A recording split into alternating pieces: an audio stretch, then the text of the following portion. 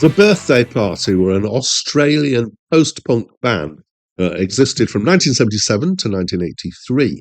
Sometimes they were based in London, and they were originally called the Boys Next Door. They were fronted by Nick Cave, who later on went on to be Nick Cave and the Bad Seeds.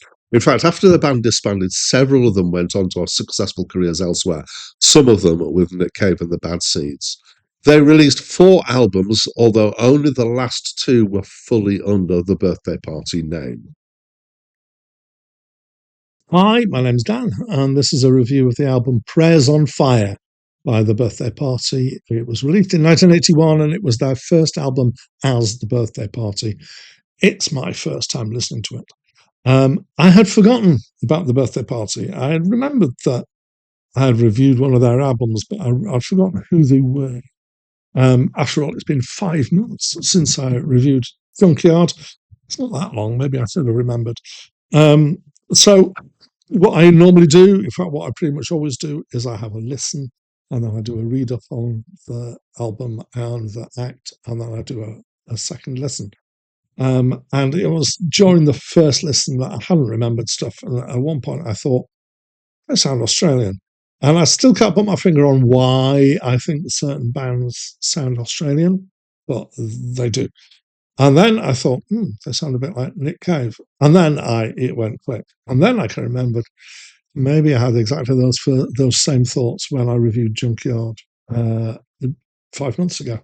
So this is, junky noise, post-punk rock, darkened atmospheric stuff. It's somewhere in the gothy post-punk noise kind of area, sometimes discordant, sometimes slow and mean, mostly jangly guitar rather than overdriven guitar, boxy, slightly distant drums, mostly quite a quiet bass, except for when it strips back and the bass is more of a feature.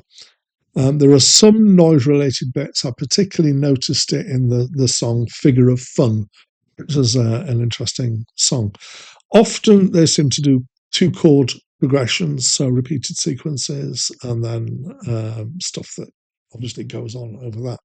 And mostly it has a somewhat ponderous feel, despite the kind of raw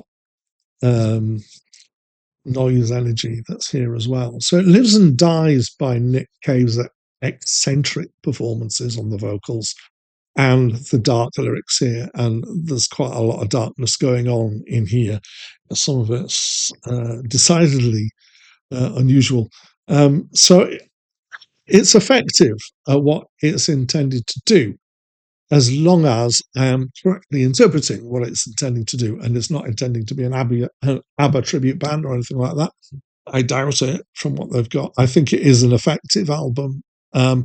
Doesn't necessarily mean I like it much. Kind of a bit, but really only a bit. Mostly I just found I was too distracted by the kind of lo-fi playing approach. It's quite like Nick Cave and the Bad Seeds, just more raw than that, I would say. So I would say it's a bit niche in its appeal generally. As I say, I didn't hate it. Maybe I'm in more of a forgiving mood lately. Definitely giving it a higher score. I can't remember what score I gave their previous album, just off the top of my head. I wouldn't seek it out, except for maybe as an example of a fairly extreme album of rock that's inspired to be somewhat shocking in its approach, I think. So my reaction is a bit muted here.